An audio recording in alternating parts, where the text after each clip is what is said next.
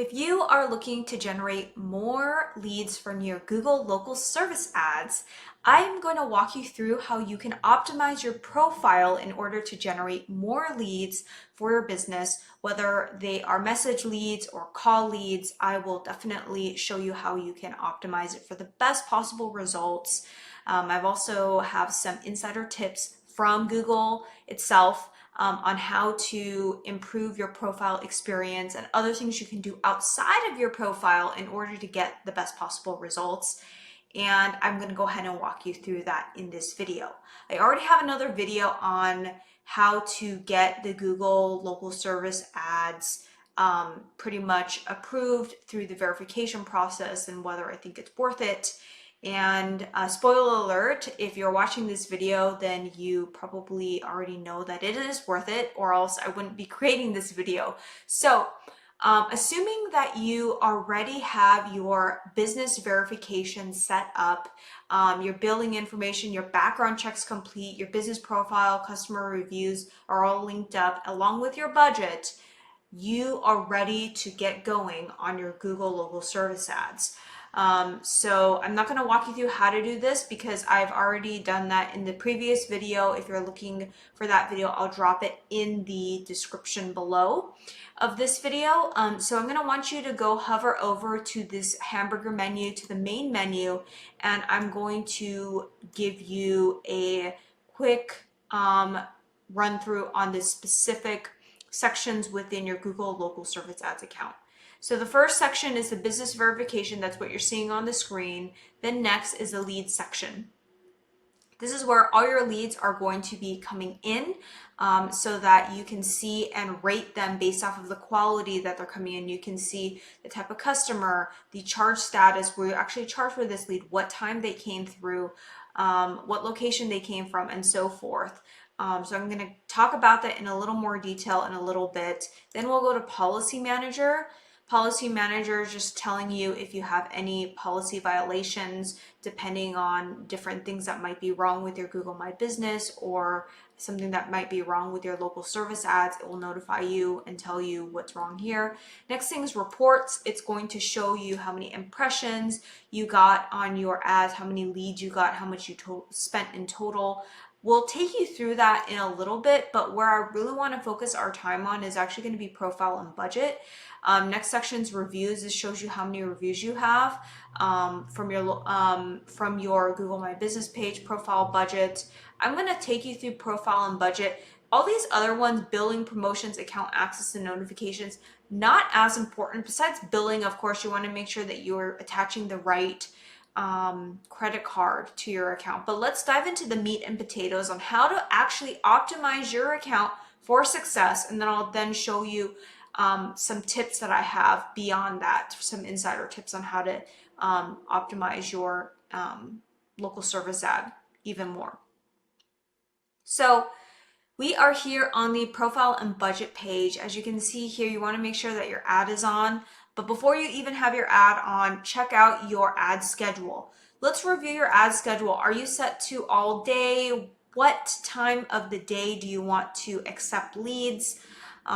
Typically, the longer the time period, the better, because Google sees you as more available. But if you are not able to pick up the phone during specific hours or days, you need to make sure that your ad schedule is not active during that time, or else you will get dinged for not being able to answer the phone.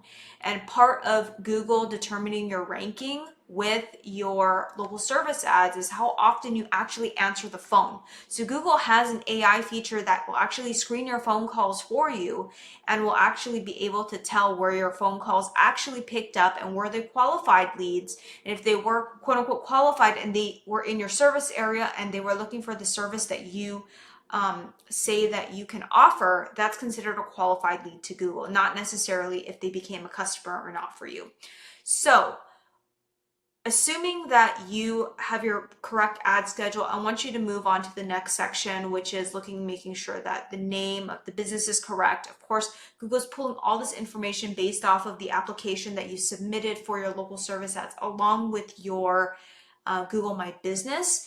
that's been linked to it. It's going to show your address. Your address might not be client facing, but you do need an address in order for Google to be able to run the local service ads. You want to make sure your website is correct, and make sure that your business bio is fully filled out to the best of your ability. You want to make sure that you have the top 6 things your customers love about your business. Make sure that you have that all filled out. Click save. The next thing that I want to talk about is the budget and bidding. I was actually just auditing a local service ad account yesterday with an attorney, and what we found was with manual bidding, that tended to slow down the number of leads that were coming in.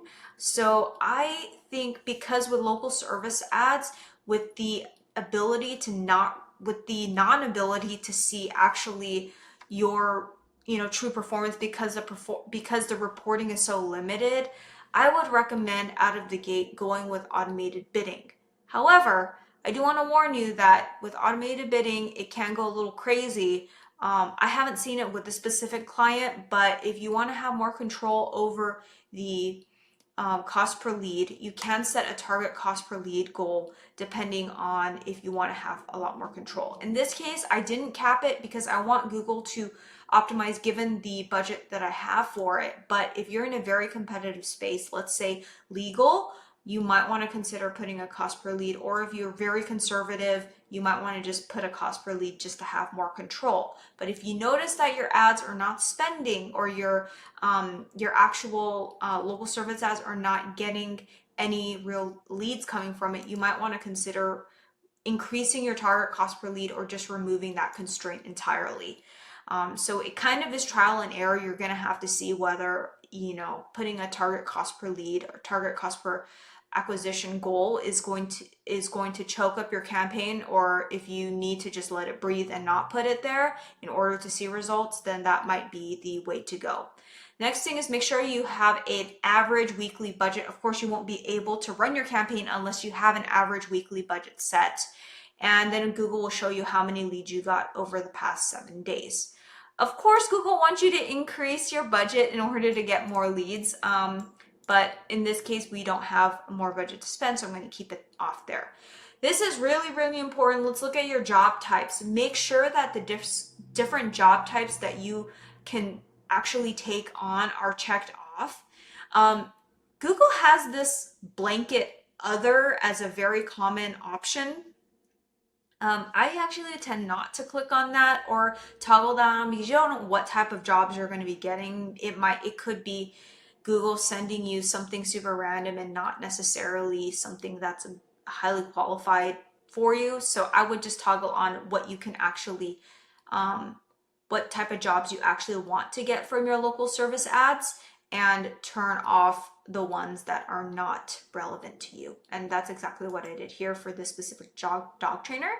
And then in terms of photos, we want to make sure that the photos that we have are clear, that meet Google's policies in terms of what it's looking for. It needs to make sure that it's a high quality PNG or JPEG. There's some other files that it accepts, that it is a certain size range. If you click on add, Google will tell you exactly what the minimum resolution is, the maximum file size. So make sure that you have all of that set up and added. Google recommends at least 4 photos. I typically see local service ad accounts with more than 10 photos or more getting better results. So the more the merrier in my opinion, but as long as you meet these criteria and you have at least 9 or 10, I think you should be good to go. Google says 4, but I think the more the better.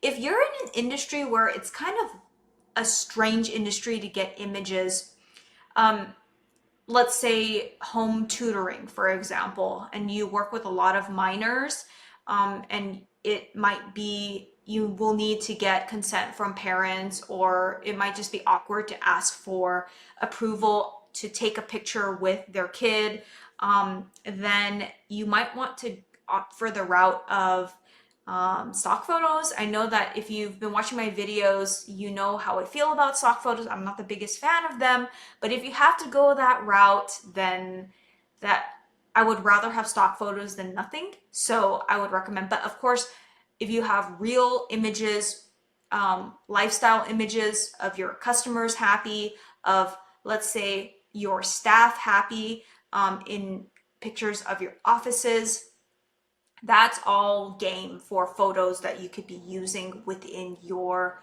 local service ad. Now, the photos won't show up all the way within the ad. People have to click on the actual listing to see it. But just as a heads up, you should have photos on your uploaded in your profile in order to help optimize your campaign.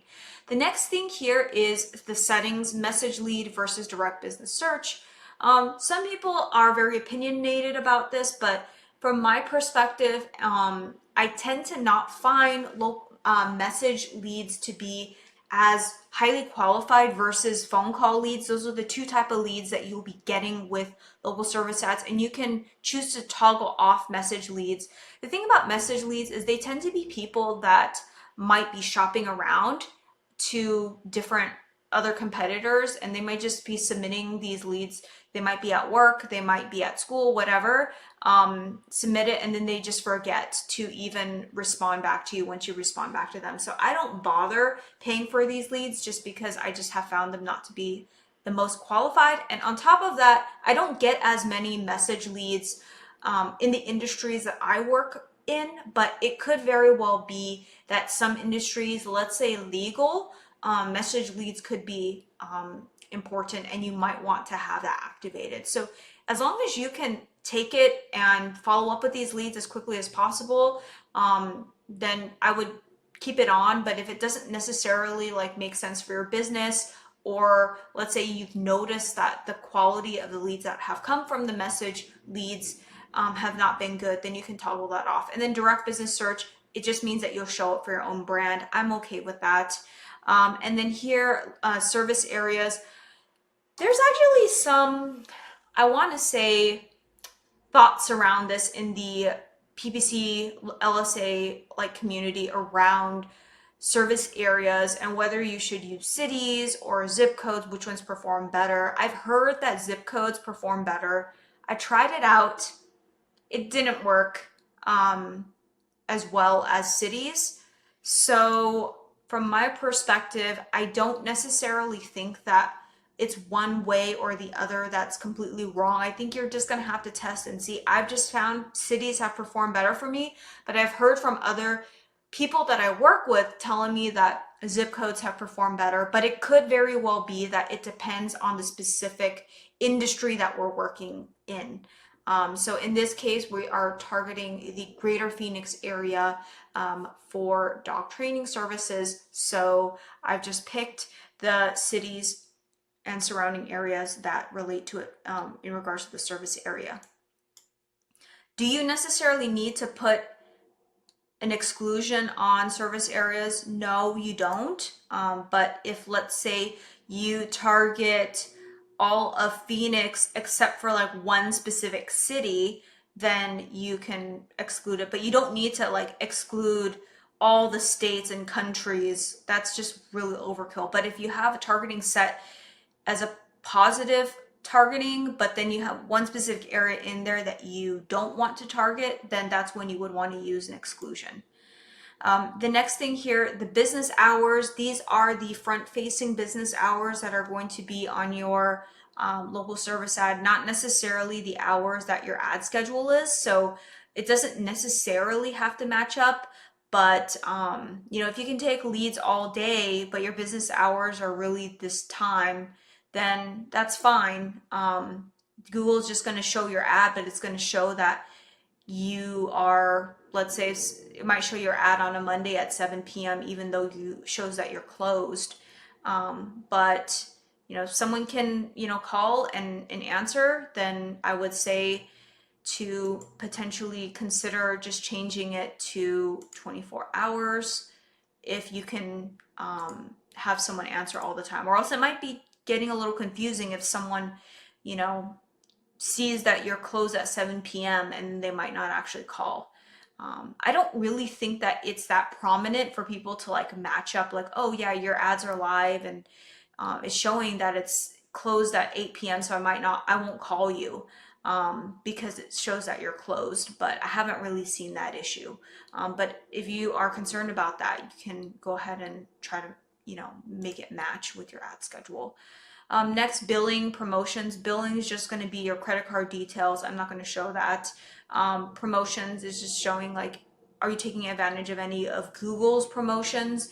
A lot of times if you're new to local service ads, they might give you like a $500 promotion if you spend $500, so it will show you that. Account access, you can invite people to your account to manage it, and notifications if there's any issues within your local service ads, then it will notify you there. So let's go back to reports, and I'm not going to touch on reviews. I will talk about reviews, but I won't take you through that. Reports, let's go to reports.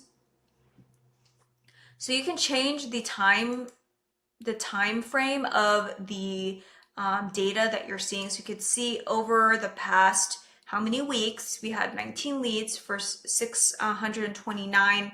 Unfortunately, Google does not do a good job at calculating for us what the average cost per lead is, so we need to do a little extra math over here to figure out what the average cost per lead is to see what Google's charging us. It shows us how many ad impressions we got. So if you have set up your local service ads and you are not getting any leads, check your reports and see, are you getting any ad impressions? If you're getting ad impressions, then something's wrong. You need to make sure that you are targeting the right areas and that you have the right and that you have a bidding strategy that's aggressive enough for you to bid high enough in order to start seeing results. Top of page impression share on search. I'm going to explain the difference between these two because I think a lot of people tend to get confused. So top impression share rate on search shows you what percentage of the time you're appearing in the top 3 of Google. The local service ads in here, we're showing up pretty much all the time, like 99% of 9 out of 10 times we're appearing in the top 3 of the LSAs results. That's fantastic. I love to see that.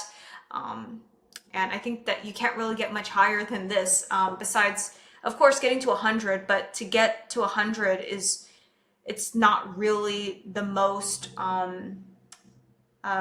realistic to expect that. So if you have a 99% impression share, you're in a very healthy state. Absolute top impression rate on search means the times that you are appearing in the #1 position on the local service ads. So in this case, I'm appearing almost 3 out of 10 times in position 1. So I am not mad about that. Of course, I would love to be higher, but given the budget and constraints that I have, this is the best that we can do, given that we fully optimized the ad account. And then it also shows us here what days we got leads. Something that you can do to control your ranking is there's a few things. So #1 is your reviews. Get more reviews. You need to show Google that you are active and that customers are leaving you reviews, because Google only wants to recommend businesses that have strong reputations. With a local service ad program, Google's putting their butt on the line in order to allow you to advertise, because with the service ads, pretty much Google guarantees that any one of its providers within the Google Guarantees network, if they don't fulfill their job, then Google is going to pay the customer up to a certain amount if you are not able to fulfill the duties. So Google only wants to recommend the best. So that's why you had to pass a background check in order to get your local service ads approved. Then on top of that, Google didn't necessarily say that you need to have a minimum number of reviews, but you need to have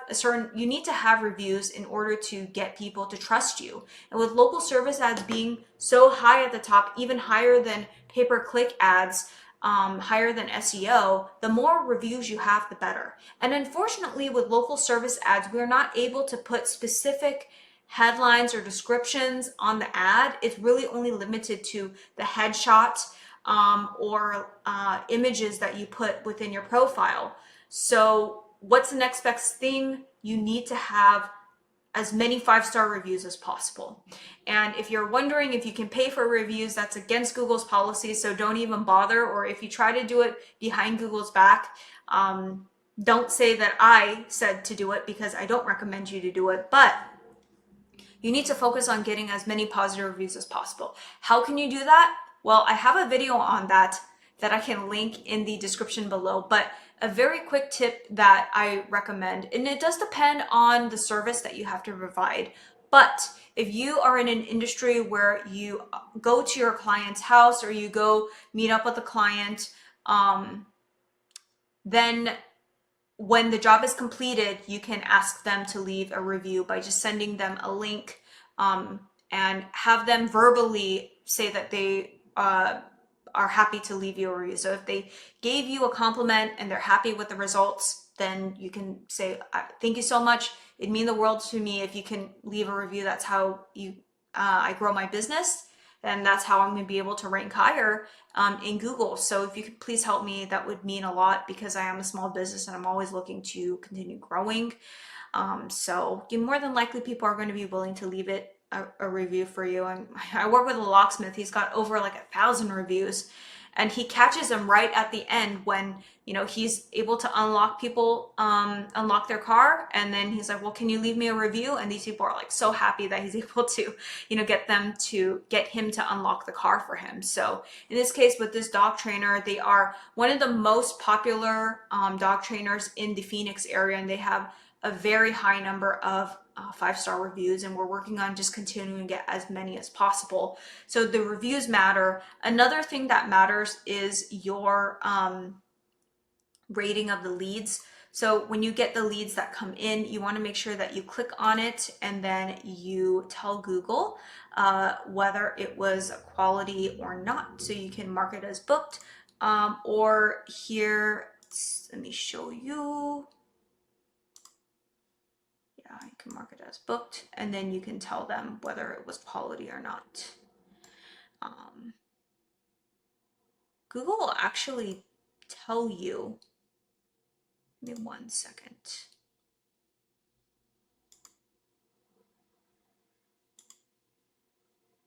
Yeah, so actually up here at the top, it will say rate this lead. That's actually really important. You want to go here, instead of marking booked, you're going to want to rate the lead. If you were satisfied with it, then you're going to write very satisfied. And then Google's going to go try to find more of those for you. So don't leave too many of those leads in here unrated. You need to make sure that you rate every single one of the leads that comes in so that Google can find more for you. So just like that, I'm going to click very satisfied, and then I'm going to just tell Google, great. And then Google is going to hopefully find more leads like that for me. And then of course you want to make sure that your profile is fully filled out. I already gave you guys all the tips on how to fully optimize your profile. And yeah, that's pretty much it in terms of all of my best tips on how to optimize your local service ads. If you have any questions on local service ads, if you're struggling and you're looking for some additional feedback, check out the link below and be more than happy to have a discussion with you. If you're new here, my name is Michelle. I'm the founder of Level 28 Media, and I help local service-based businesses like yours generate leads through local service ads as well as Google ads. So another thing too is if you are currently running local service ads, and